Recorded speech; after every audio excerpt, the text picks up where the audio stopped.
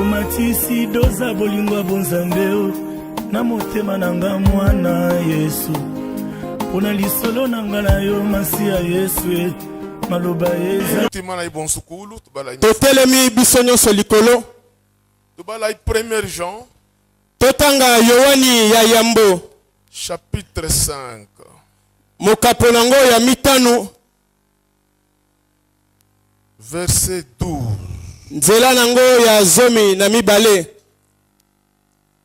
Donc on lit au nom de Jésus. Totangi na kombo na Yesu. Celui qui a le fils a la vie. Oyo azana mwana azana bomo. Et celui qui n'a pas le fils de Dieu n'a pas la vie. Kasi oyo azana mwana na Nzambe te azana bomo ite. Amen. Amen. Net somba. Tofandi. Tubalaika bidi Genèse chapitre 41. Totangi lisusu buku ebandeli mokapolongo tukumi na ina moko. Chapitre 41 verset 50. Buku ebandeli mokapo tukumi na ina moko nzela ya tuku mitanu jusqu'à 52. Kino tuku mitanu na mibale. Avant les années de famine, yambo ya bambula ya nzala, il naquit à Joseph deux fils. Joseph abotaki bana mobali mibale. Et lui enfanta Asnaf, fille de Pontifera, prêtre d'On. Oyo Asnat mwana ya Potifera ya mwasi abotelaka wazali sango na On. Joseph donna au premier-né le nom de Manassé. Joseph apesi mwana liboso kombo ya Manassé. Car dit-il, Pote amilobeli, Dieu m'a fait oublier toutes mes peines et toute la maison de mon père. Nzambe abosani singai babwele na ngai nyonso pe ndaku ya tata na ngai. Et il donna aux seconds le nom d'Ephraïm. Pe apesi ya mibale kombo Ephraim. Car dit-il, Pote alobi, Dieu m'a rendu fécond dans le pays de mon affliction. Nzambe asali ete neba na kobota na nzot na mboka oyo na bandaki kotukama. Amen. Amen. Tuka ngaimpinje Bible yetu. Pesha imagine ndi musukuno.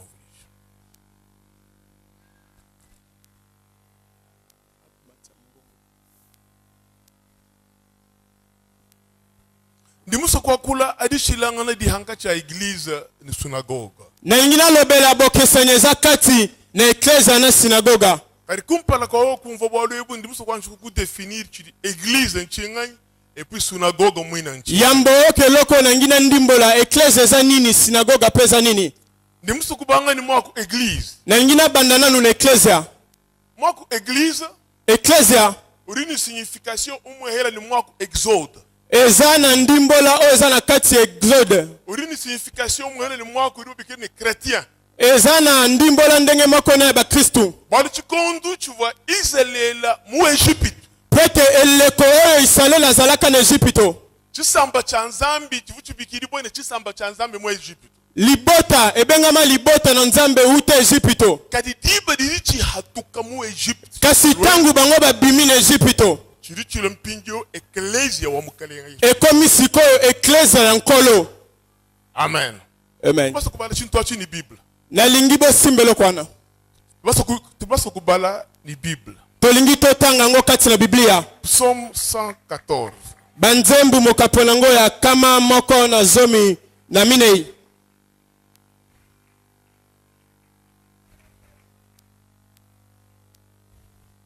Versets 1, 2 et 3. Nzela ya yambo kino na oyo ya misatu. Quand Israël sortit d'Égypte, Tango Israele abimi na Egypto. quand la maison de Jacob s'éloigna d'un peuple barbare, Tangu libota na Yakobo ekendaki mosika libota batomboki. Juda devint son sanctuaire. Yuda akomaka ema na ye. Israël fit son domaine. Pe Israele akomaka efandeli na ye. La mer les vit et s'enfuit. Mai emonaki bango pe kimi. Et le Jourdain retourna en arrière. Pe Yordani yango ezongaki na sima. Unva mushinturi batumvisha mwabao. Yoka lolenge bazo soso tsebisoto bazo bisabiso. Israël ou di séparé ni peuple barbare. Tangu Israele ya kabwani na libota oyo ya kanza. Ujulwa chipapu cha Nzambi. Akomi oyo ya Nzambe, akomi lipapu ya Nzambe. Ujulwa domaine wa Nzambe. Akomi efandeli ya Nzambe. lwendu lwa Israel ndendu lwa toto bene Kristo muchikondo iki. Etamboleli ya Israeli eza etamboli ya biso bakristu Iba siko. wewe mwene Kristo. Yo eza mukristu. How do you separate ni malu ahabuloba? Esengeli okabwana na mbekambo ya mukili. How do you separate ni bilela bya hanwaha? Osengeli okabwana na bizaleli ya awa. Mpinje uchipapu cha ngambi. Okomi sikoyo ema ya nzambe. Mwene Kristo. Pwete mukristu. Nkulo mundo mwa Kristo. Akoana kati na eklezia te. Mwene Kristo. Pwete Kristu. Kenkuimba ni misambuto. Eza tozomba na banzambu te. Mwene Kristo. Kasi mukristu. Kushilangana ni malu habuloba. Esengeli kokesana na makambo ya mukili. Chakulichi ebewewa. Likambo eza ya yo. Mvajilu ebewewa. Etamboli na yo. Lwendulo ebewewa. Etamboli to ezaleli na yo. Ndo mwene Kristo anyi. Pwete eza ki mukristu to te. Yesu yebulo lelo. Yesu soka ye lelo. Uri mwakwa mbwibo anyi. Akoloba ndenge nini? Anyi ujuloka baka ni ba formalite chana. Tozoya kaka pona formalite. Mwene Kristo cha kumpala mpala. Mokristu ya liboso. Uju wanju utahuluka. Esengeli nano abongwana. Na sha Abraham diba dilizambi mupikila. Ata Abraham tangu nzamba bengi ye. Uramile umbuka buchota chenu. Abise bimana mboka na bino. Umbuka buchisamba chenu. Bimana libota na bino. Inda muhaba undi kuleja. Kenda na bisika na kolakisa yo. Viwa mwene Kristo mwakumbuka. Bomo ya kimokristo eza bomo ya kolongwa. Kushilangana ni malu ahabuloba. Ya kokesana na kokabwana na makambo mukili. Turi habuloba. Toza wana mabele. Kadi mala turi tuenza. Kasi makambo tozo sala. Kinga bantu ba habuloba. Eza makambo ya batu awa te. Église. Eklezia. Bantu badi bahatuka. Batu baza batu. Bantu badi bahatuka. Bantu badi bahatuka. Batu babimi. Aha. Kimwa kwa église. Wana nde eklezia. Wewe urimu hatuka ani. Yo soki obimi te. Synagogue nchini. Synagogue yango eza nini? Synagogue c'est un édifice religieux. Eza ndaku oyo etongami. Où les juifs se réunissaient les jours de sabbat. Bisika bayelo ndosanga na mukolo na sabata. Ou les jours de fête. To mukolo ya banteke. Pour écouter et entendre l'explication de l'Ancien Testament. Pona koyoka to kolanda ndimbola ya bolimboli ya mobeko. Donc mu synagogue. Kati na synagoga. Ni mu église. Pe kati na eklezia. Utidishilangana. Eza na bokeseni. Maisha ni mu église. Ni maisha ari mu synagogue mashilangana. Makambo sana makakati na synagoga na eklezia ekeseni. Nteneja bimpa mpinje. Bolanda nga malamu siko. Maisha ni muunda mwa synagogue. Makambo sana makana synagoga. Badi ba formé ba religieux. Bazo yekolisa batu na kibonzambe. Tabene ba vuja bantu benen Kristo to. Bazo yekolisa batu bakoma ba Kristu te. Balo mukanda wa Nzambe ruamba nuko. Pote mukanda na Nzambe lobi boye. Muchi mwimpa netu umanyi na kuma mumao. Mbuma ya malamu nzeta malamba akoyeba ngo na mbuma. Ni muso kunuleja mu ni Bible kabiti. Na lingina esabino Bible lobi. Urumanya chikondo chidi baloni Yesu kukupala kwa Yesu ni mukaji wa masanji. Ozomona tangu bayena Yesu na mwaso bakangaki na kindumba. Hadi bafika kupala kwa Yesu. Bakomi liboso na Yesu. Hadi bambele Yesu ne mukaji mwenda masanji. Balobi mwaso to kangie na ekobo. Mukenshi yetu ya Mose ili ambapo ane mukaji ali mwaso balu bwana kwa il faut le lapider. Mukanda na Mose lobi mobeko na Mose lobi o to kutebwe esengeli ko bambe mabanga. Kadi wewe Yesu ruamba chingani. Yo Yesu olobi nini? Yesu ruba tangila talala. Yesu atali bango. Uruba ngadi funda hanje. Abandi ko koma na mabele. Uruju ko kula. Atali lisusu. Uramane oju urika imanya bale amwasa dibu. Alobi o kati na bino asala mabete abambe libanga. Wa mwashi dibu ngani. Wa mwashi dibu ngani. Nanyango abambaki libanga. Na shomuntu muhele ki mwasa dibu to. Ata mutu moko ta meka ko bambe libanga. Batu bonsu bai. Batu nyonso bakendeki. Nurumu caractère comme synagogue.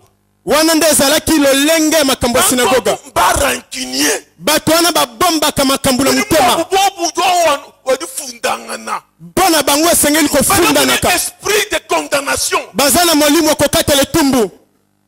Qui esprit mu synagogue? Wana nde ezali molimo kati na sinagoga. Mu synagogue. Kati na sinagoga. Maisha dimomu. Makambo ezosala makuna. Maisha adimomu. Dimso hikala winend. Maisha arimunda mwa synagogue. Mateya aweza kati na sinagoga. Ngakuyata na akuyata bantu. Eza ya kokondane batu. Ya kobenga na bango. Kari tuya tumundo mwa église. Kasi biso kati na eklezia. Akwene ni esprit wa kuipata bantu to. Toya na molimo te ya kobenga na Tuya batu. tumundo mwa église. Biso kati na eklezia. Kuri ni nyuma wa kuihata demo. Toza na mpifo ya kobenga na demo. Tuya turi tuihata demo. Toza na mpifo ya kobenga na demo. Toza na mpifo ya kobenga na. Katwena tuihata bantu to. Tozo benga na batu te. Bantu bakujimuka. Tosengeli to benga bango. Walu mundo mwa église. Pwete kati na eklezia. Chacun mpala. Ya liboso penza. Former bantu bakulobu ni jinanga. Bazoye kolisa batu bakoma na bolingo. Mundo mwa église. Kati na eklezia. Mudi nyuma wa kufuilanga na lusa. Eza na mukoya koyokele Là où batu il n'y a pas mawa. le pardon, Dieu n'est plus là-bas. Bisika bolimbiso zate nzamba zate. Là où il n'y a pas l'amour, Dieu n'est pas là. Bisika bolingo zate nzamba zate. Car musunago, Kasi kati na sinagoga. esprit rumo mwa condamnation. Molimo eza wana eza molimo kokatela tumbu. Urumaidi bajiba ni mwane uvumika la mpofu balanenda kumpala kwa Yesu. Ozomona tangu baki na mwana za molanda bene liboso na Yesu. Mwana mumana kutabala. Mwana bande komona te. Ba pharisien ba ikudi baleri ba mwana au. Ba farisa bakepa baboti ya mwana. Mwana ebeu wata baki mushindu kai. Mwana no oyo esali ndenge nini amona kate.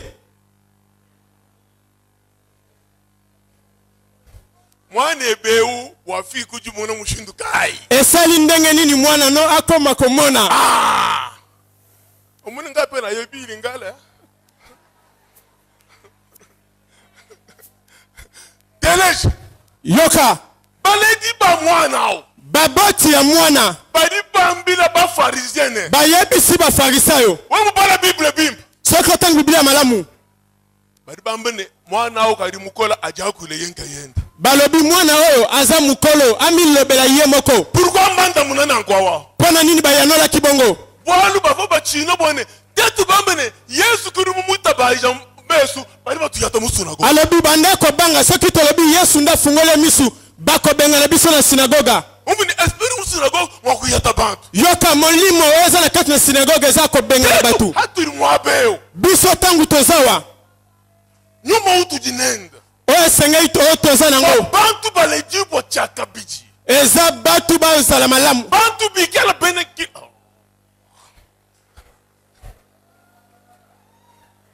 Nouvelle création.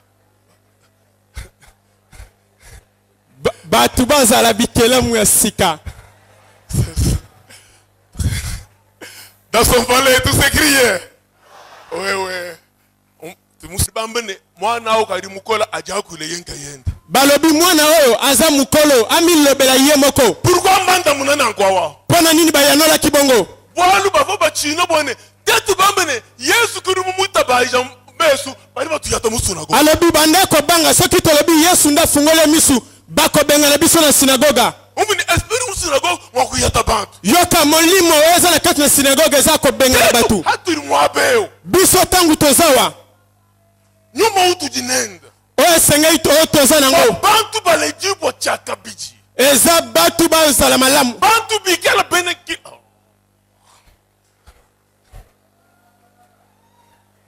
Nouvelle création. Batu ba zala bikelamu ya sika.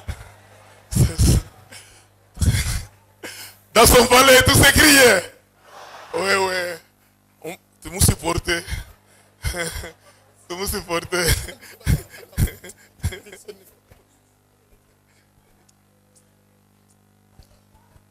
Mundo mwa église.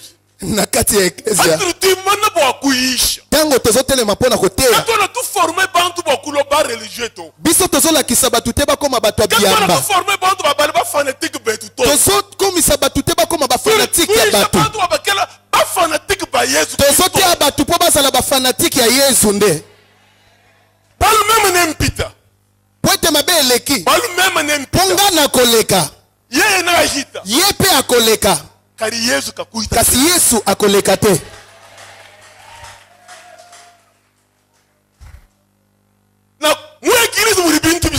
Na ecclesia eza na makambo misato.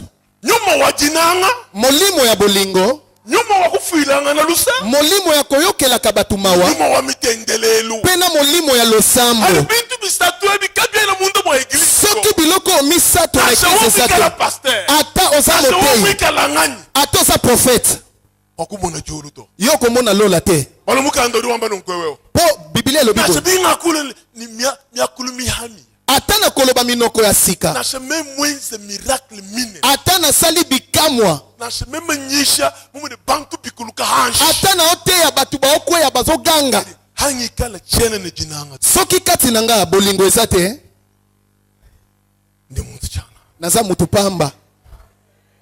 amen jinanga chintu chinene Bolingo eza wapi? jinanga kinzambi Bolingo nde nzambe.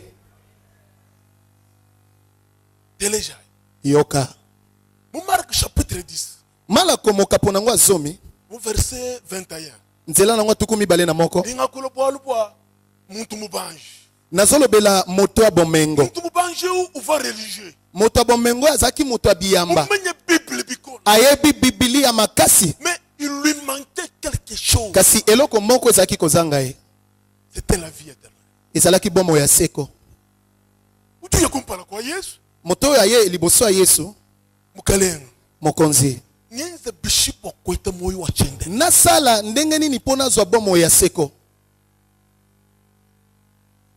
Yesu ru mwanda muno Yesu azoyanola ye, enze mitenji yonso ya mosa sala mibeko nyonso ya mosa. yeni ka Jésus Alobi Yesu, ça c'est trop facile wana eza pete c'est mingi, de l'eau à boire pour moi mai ya komela. j'ai fait ça depuis mon enfance Ngai uta bomwana na sala et yango, tu me dis aujourd'hui de faire ça kasi lelo ozosenga nga na sala yango. Bible doit me dire Biblia ezoloba boye, Jésus le regarda Yesu atali ye, Jésus l'aima Yesu alingi ye, parce qu'il a dit la vérité po ete alobaki bosolo. Jésus l'aima Yesu alingi ye. voilà le caractère de l'église Lolenge ya eklezia nde yango wana. Jésus l'a beaucoup aimé Yesu alingi ye mingi. et maintenant Jésus a ajouté quelque chose Sikoyo Yesu abakisi eloko moko. va Kenda, vends tout ce que tu as teka nyonso oza nango, donne-le aux pauvres pesa yango na babola, puis pe suis-moi landa ngai. ça devient une équation très dure Makambo yango ekomi compliqué. cet homme-là, depuis mon enfance, j'ai travaillé beaucoup pour avoir cet argent. Et aujourd'hui, on me dit d'aller distribuer ça aux pauvres. Mutu wana lobi uta bomwana nga na sali misala mingi pona zwa ona nango bakomi kosenga nga na teka na pesa na babola. Non. Te, Moi, je rentre. nga na zonge. Wabi, Azonge, il est parti. akei. Yesu Rushala. Yesu atikali. Dis revenir, moi, je veux, je continue. Nazozonga sika wana nakoba nanu. Yesu Urutangila ba yiriben. Yesu atali bayekoli na ye. Urubambila di. Ayebisi bango liloba. Urumbati di de ne pas la bête. Alobi liloba munene bana na biso. Il est plus facile à un chameau d'entrer dans les trous d'une aiguille qu'un riche d'entrer dans les royaumes. Alobi ezali pete pona shamo akota na lidusu atonga na esika ya mozwi akota. Ça, c'est très important ce que je dis. Wana eza na motuya o nazoloba. Nene bosi nubumenya nyamewa kamel chameau.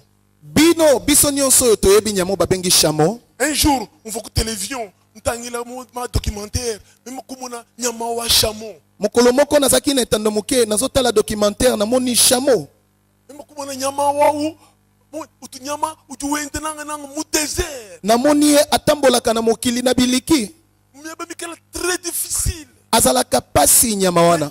Téléja ibana be. Kasi yoka ndeko na Nyamawa. nyama o wana. Bari ba mu charger ni ma bagage hanyi ma miyita. Bakoki kozwa basaki na basaki batie likolo na ye. Banga tatu ni bana Bazwi na bana babakisi likolo. hambiri ya chameau. Batie likolo ya shamo. Même utangile chameau, mufuba mwenzi. Kana tali shamo longi baza osala ye. Chameau ujila mwaji. Shamo azolela. Ujila Asali ndenge wana. muhanga cha kwamba. Azangi akoloba. Bobo kumusoulever. Batomboli ye. Bobo kumusoulever. Batomboli ye. Babangane, toi ça ilwengo. Bise totambola siko. Chameau ou supporter bagage. Shamo ye azo supporter mikumba wana. Miaba mikala difficile. Nyama akapasi. Wenda uya. e azokenda walu mfumwende m'oblige ni bagage mine. mukolo na ye azobete fimbu azoyebise kenda na Voilà. mikumba nyonso wana. Un animal obéissant. Tala nyama ya botosi. Mais l'homme Kasi mutu créé à l'image de Dieu, oyo akelami na elilingi na nzambe il n'est pas obéissant à sa parole. ye azotosa liloba nzambe te. Tout le monde a besoin de Christ. Toza esiko toza bana Kristo. Hato hatuka hambelwa. Kasi tango losambo ekosila tobimi libanda. Tout manifester vie au point de Christ agne. Biso tozotalisa bomoi ya bakristo. Tout le monde a kaba, tout le bimba misangu bi. Toyembi tosambeli. Yesu yemulo mpinje. Yesu soki azongi sikoyo Est-ce que urimo kukwanga tangi? akozwa yo Urimo kukwanga tangi? akozwa nga. Ce n'est pas que handi nyisha muni Yesu yemulo nanganga tato. Eza te koloba lokola nazoteya soki Yesu ayenda akozwa ngai te. Qui veut rester toi badinenu au 1er Jean chapitre 5. Nde mokando ezoloba na Yohana liboso mokapo nango Celui qui a mitano. le fils à la vie. Oyo azana mwana azana bomoi. Ujini mwana ujini mo. Oyo azana mwana azana Mwana bomoi. uju leleto. Mwana eza oyo boti te. Kristo Yesu mundo moye. Kristu Yesu kati na yo Ujini moye agne. azana bomoi to te. Malo atuenza atomusankisha. Makambo oyo osalaka esepelisaka ye. Dans son palais tout s'écriait. Gloire. Voyez façon de voir. C'est comme ça que moi je prêche église donne. Kimia. Omoni ndenge botikali kimia wana nde boye ntango nateyaka bato bamesana kotikala Kama kimia tu ba bouger to. bato baninganaka te Kama tu ba krito. bato balobaka mpe amene te.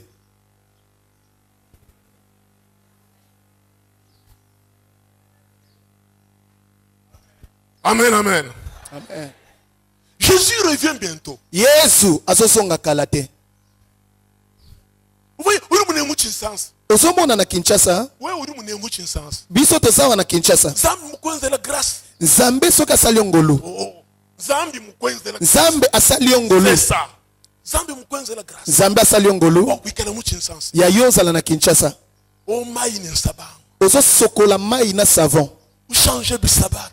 ozochange basapatu ndenge olingi Ba okuye mu église. mpo yo kende kobondela na Urumanye eglise. kunyi babantu bali bakenga kunteko kayina sheni mukusuwa chilamba mais pour Dieu uya. Oyebi boni ya bato na mboka azangela mbaka azokenda ata na kilote toboka mpo na nzambe akende kosambela Mais wewe umunemu. kasi yo ozawa Urumanye zambi ngenzela grâce ngenzela koku nzambe esalelanga boye nabala ye nabota ye churi yachi sinzambi mala kwenzela bichishima chinene.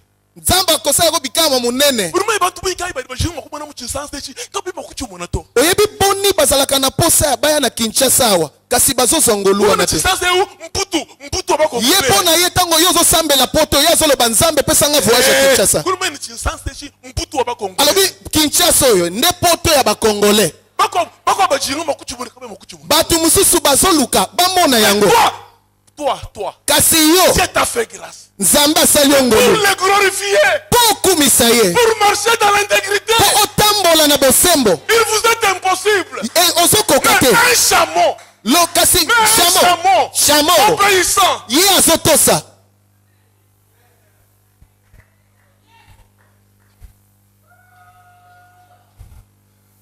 Alléluia.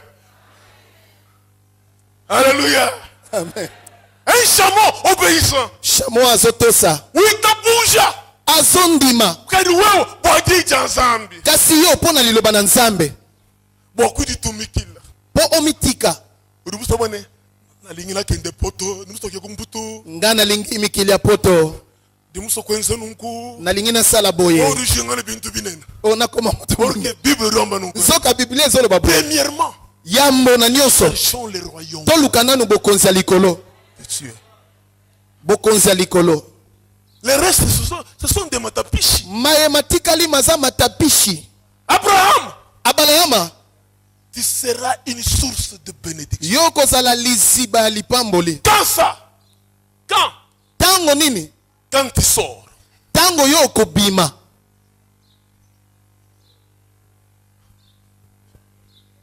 Abraham, abraham Je te bénirai. nakopambola yo. Quand ça? Tango nini? Quand tu sors. Tango yo okobima. Ukarimu hatukani. Yo si obimi. Ukarimu hatukani. Yo si obimi. Tu as verset où est ton Genèse? Tokei na nzelo totangaki na mokanda ebandeli Genèse. Genèse 41 toi badi nukweo. Genèse 41 tobala totangaki tolobi. Joseph wakalele bana babidi. Joseph abotaki bana mibale. Mwana wa kumpala. Mwana liboso Manassé. Manassé. Ulela mwana. Abuti mwana. Ah, sono c'est Manassé. Abikomo na Manassé. Kwamba ibishi. Aye koloba nini?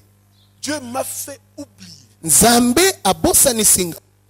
Malu os mabi avabana beto bangi. Makambo nyonso mabe bandeko nanga basalaka nga. J'oublie ça. Na bosani yango.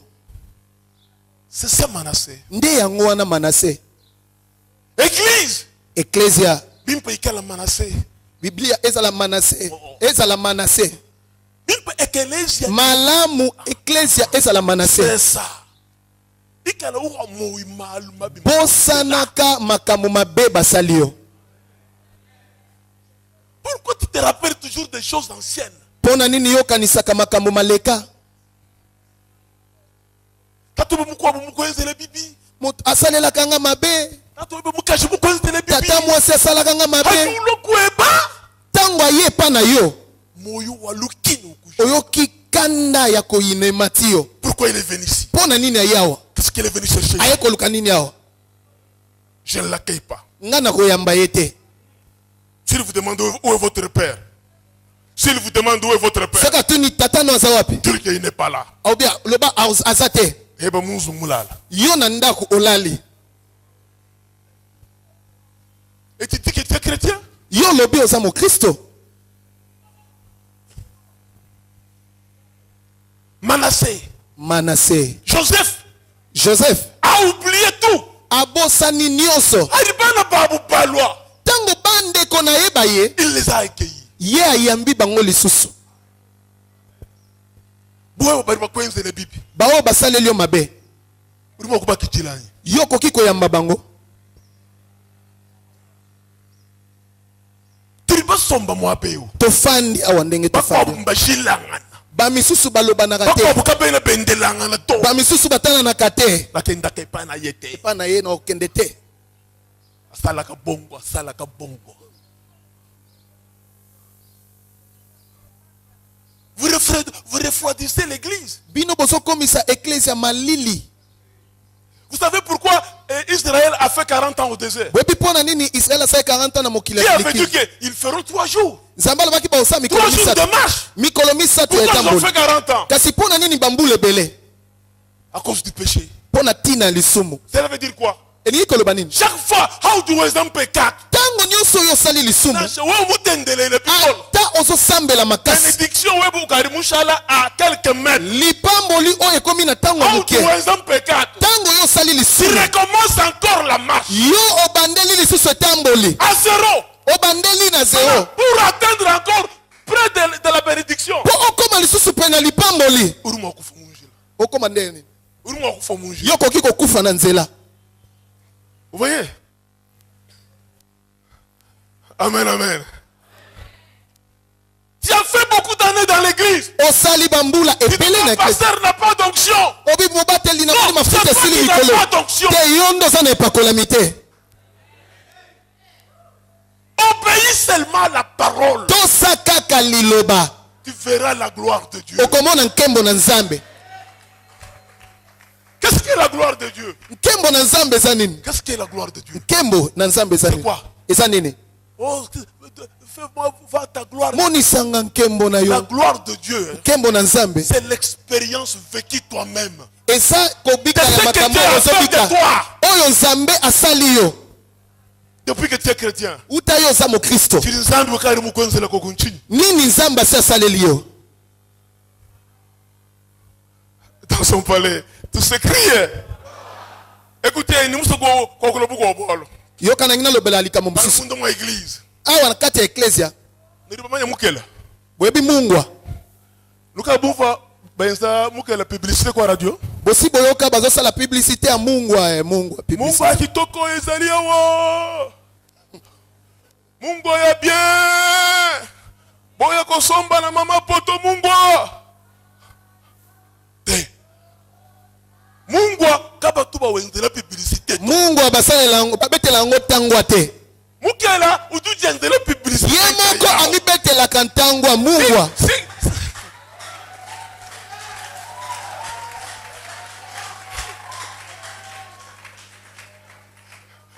Dans son palais tout s'est grillé. gloire Oui, on se mukela. yo oza mungwa Lekela kwenza enzela publicité. tika komisala la publicité Ako bantu bakwamba. bato mosusu balobela yo Entourage wa bato oyo banzingazinga nao baloba aza mungwa Balangine bamukalasa bakwamba. bandeko no bakamarade ya classe balobela yo Éducateur ne bakwamba. batei na eklisia balobela yo Lekela kuti leja. tika komilakisa Ça c'est l'esprit d'orgueil. wana eza lolendo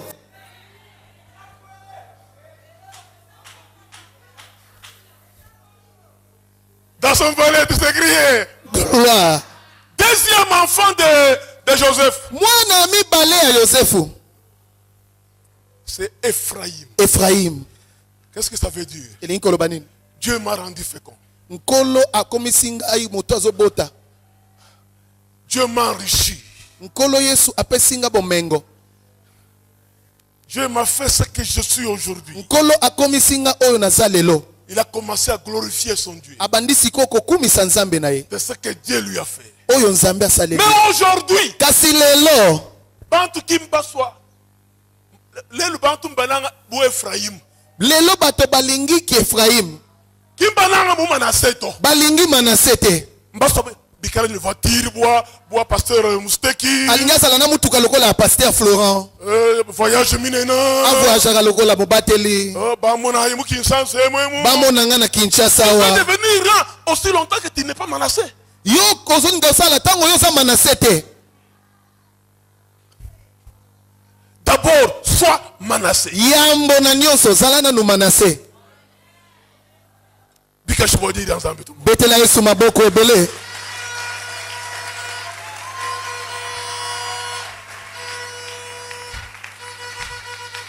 Donc, je voudrais. Nous sommes comme nous. nalingi koloba boye La vie chrétienne, bomoi ya bokristo c'est une vie.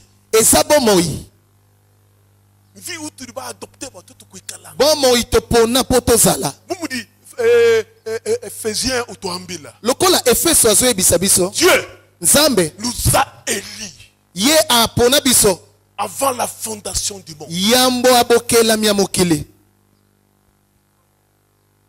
Avant que tu sois chrétien, yambo yo ozala mokristo Dieu te connaissait déjà. nzambe asi ayebaki yo Et un tel jour, toi, ete mokolo boye yo tu seras mon serviteur. okozala mosali na ngai Dieu te connaissait. nzambe asi ayebaki C'est yo pourquoi, mon muntu, nde boyoko omona motu il y a moins un pecado.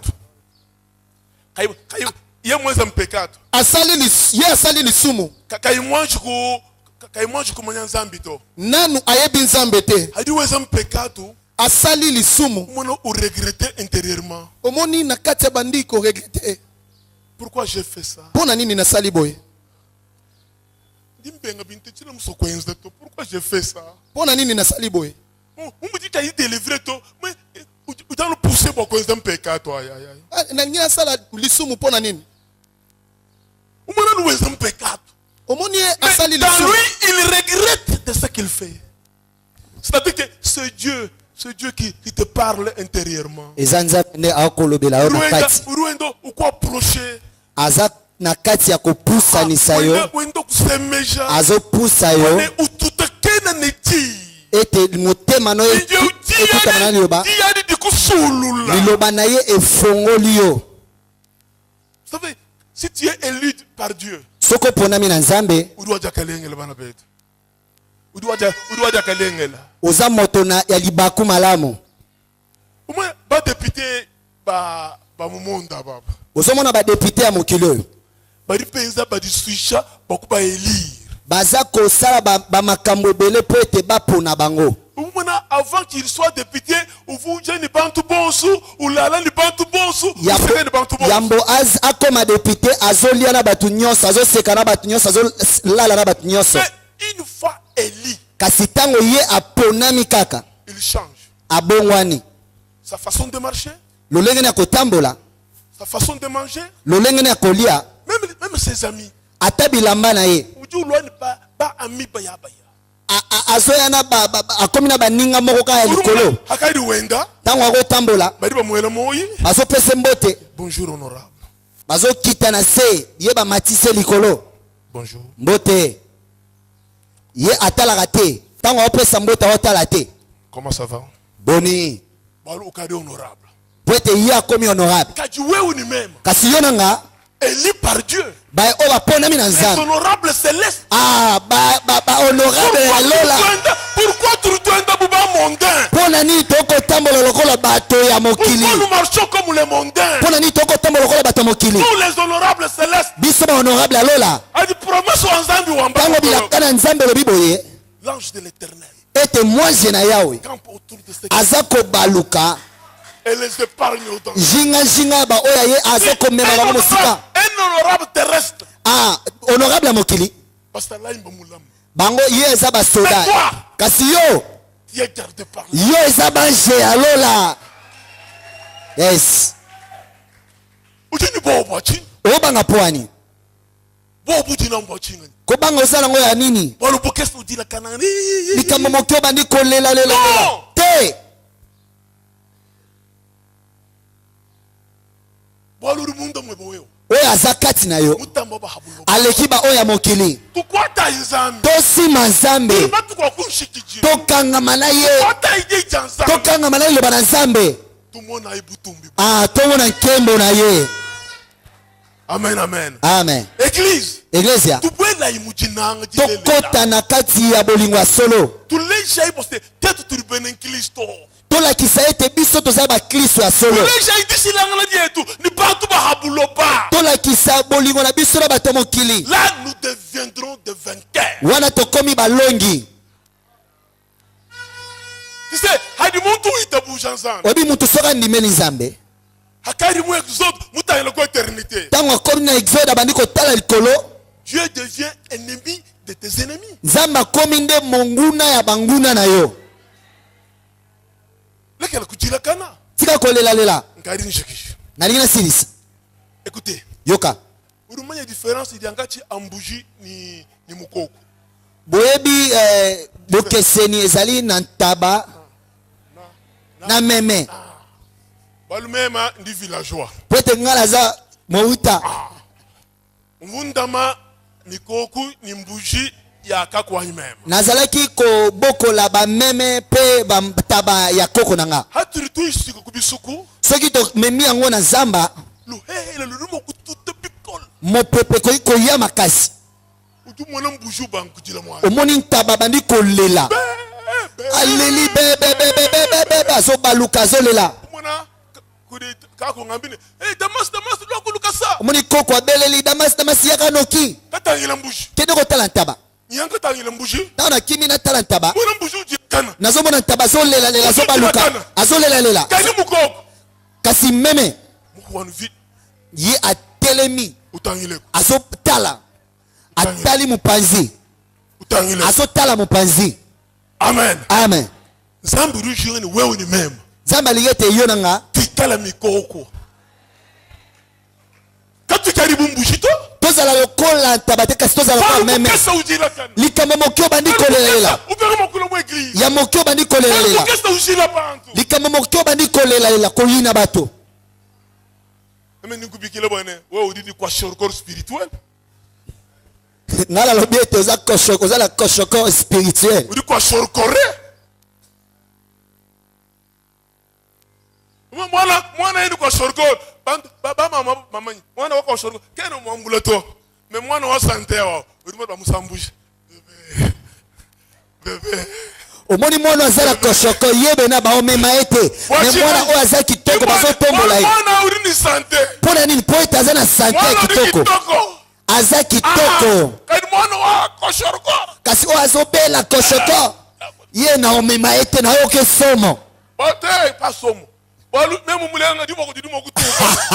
po ete soki nasimbi loboko ekoki kolongwa Ruchi na bilumbu. nazobanga makambo We urimbu Jean urimuko. yo za bato meme Voilà. Tubwele mundo mwa église. Tubwela imundo mwa église. tokota na kati ya eglesia Mwa église nkushala mundo mwa dija nzambe. na kati ya eglesia oza kotikala na liloba na nzambe Tukwata idija nzambe. tosimba liloba na nzambe Ibukola bwetu. yango nde makasi na biso Atawa problem. na kati ata na soki okutani likambo Atabwaru buku kwata bunena. ata likambo ye monene Tangile mifundu. tala makomi Meya jamba chinganya. malobelobi nini Zambi uramba chinganya. Zambi akoloba nini? Hamutu wa kujila kana. na ntina olelalela Zambi wa mujolo anu beneshi. nzambe apambola yo nzambe apambola bino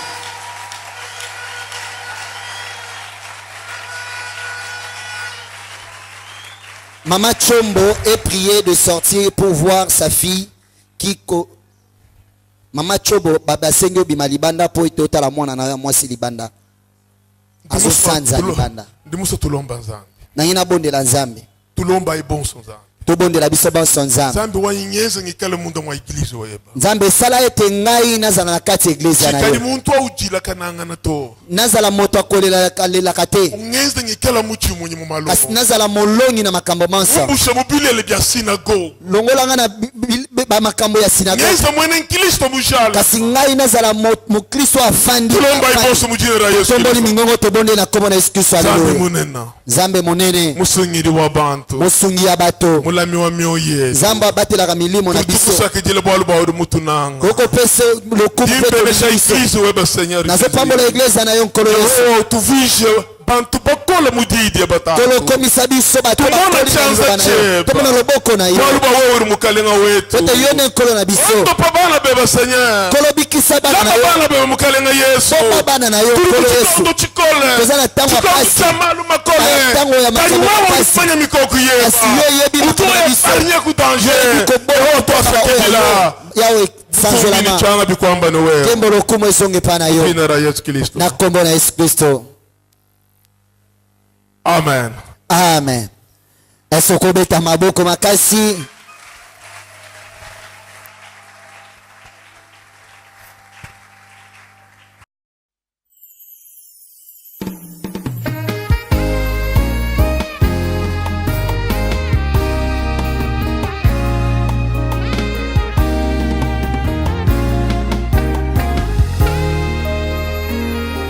omatisi doza bolingo bonzambe o na motema na nga mwana yesu mpona lisolo na nga na yo masi ya yesu maloba eza